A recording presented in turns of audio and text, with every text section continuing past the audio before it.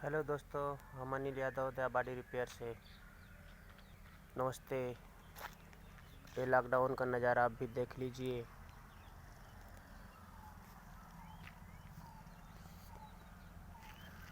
दोस्तों, सारी गाड़ियाँ खड़ी हैं और हमारा गैरेज भी पूरा एकदम सूना पड़ा है।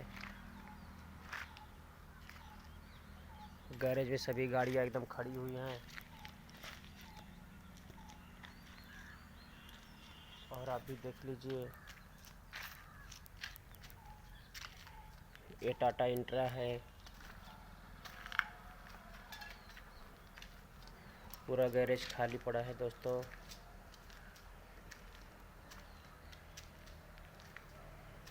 ये टाटा की योद्धा है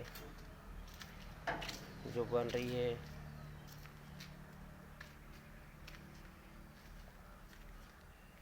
पूरा गैरेज सूना साना पड़ा है दोस्तों। ये देखिए, कांच लादने के लिए अशोक लेलैंड है।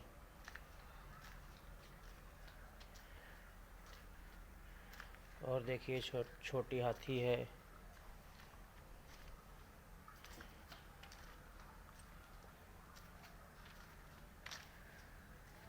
और एक ट्रक है।